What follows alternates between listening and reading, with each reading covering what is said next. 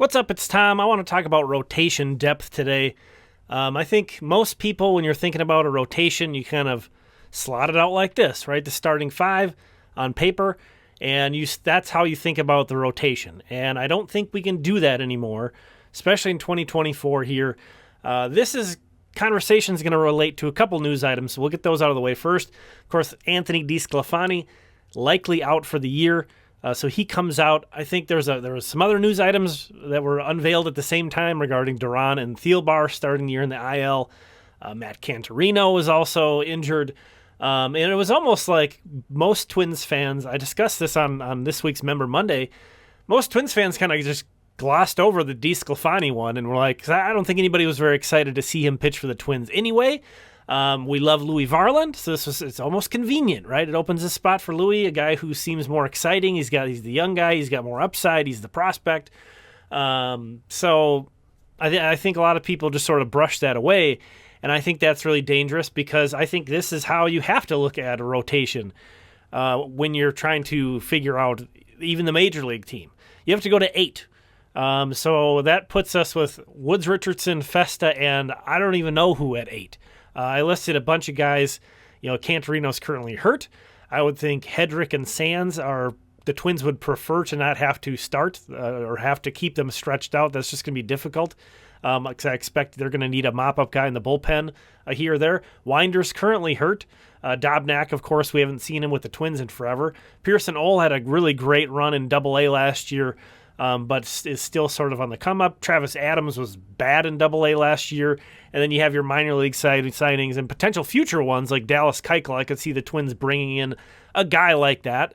They also have guys in the Saints projected rotation that were minor league signings as well. But point being there is there's not really a standout 8th guy. So, and I'm going to talk about why you have to go to 8 in just a minute and throw some numbers out there. But this is when I look at the Twins rotation, this is what I think about. And having DeScalfani in the 5, and then Varland, Woods, Richardson, and Festa following. And I understand Festa's not even on the 40-man roster yet, but I do think this is where he stands. I think the Twins, if it comes down to it, they will have no problem finding room for him to get him on the 40-man roster. And I do think he's going to be big league ready at some point this year. But this is just to illustrate sort of having a guy in there to push Varland and everybody else down a spot. The rotation feels so much better, and it's disappointing that DeScalfani got hurt.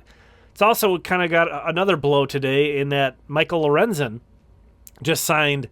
He was a free agent still. He signed with the Rangers, I think. It was a $4.5 million deal with $2.5 million in incentives.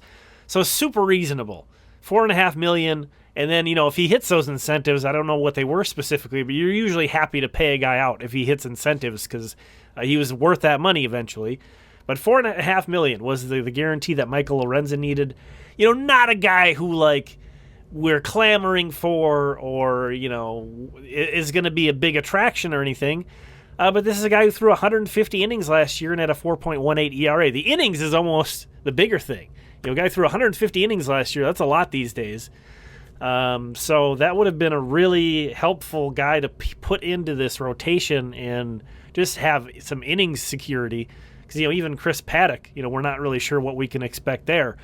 But kind of furthering this discussion on why you got to look to 8, this chart here shows the number of starts, a breakdown 25, 20, 15, 10, 5, and how many pitchers per team made that number of starts.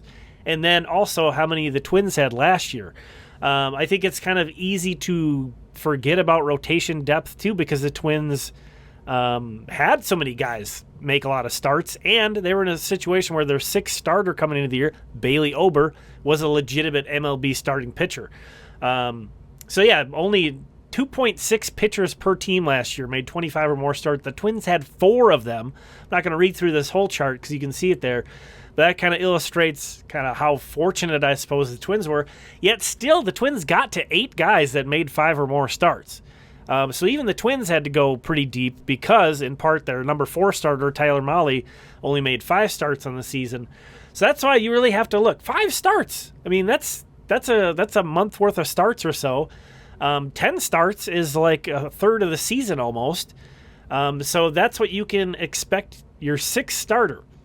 and maybe even your seventh starter, depending on how things go, to pitch probably around a third of the season in your rotation. So I don't know. Do you feel really good about Simeon Woods Richardson potentially having that much? Maybe. With these young guys, they're unproven. It could go either way. Simeon Woods Richardson did look good in spring training compared to years past in terms of his velocity. Again, I think David Fest is knocking on the door. So it's not like the Twins are completely without any kind of hope in these situations. But here's that breakdown of the starts per pitcher last year. The other fortunate thing, too, was the guys who were out there were the guys you want. The number 1, 2, and 3 starters for the Twins. Lopez and Gray took the ball every time out, and Ryan only missed a little bit of time. So they were also fortunate in that it was the top of their rotation mainly that was healthy. You see there Bailey Ober, again, the 6th starter, made 26 starts last year. The 7th starter, Louis Varland, made 10. So, is David Festa, are we comfortable, not in like an emergency situation, are we comfortable expecting him to make, 5 to 10 starts next year, or this upcoming season, pardon me? That's where I just start to get real shaky. So it's not that, I understand that nobody was really brokenhearted about DeScalfani because the step down to Varland isn't that extreme.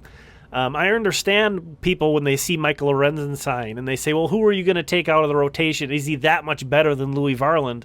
He's not that much better. But it's when you're going down the depth chart. When you add in a fifth, even just a 5th starter, that really secures up this rotation, I think, a lot more than it is right now. Obviously, I would love them to game higher than that and get a Jordan Montgomery or make a trade.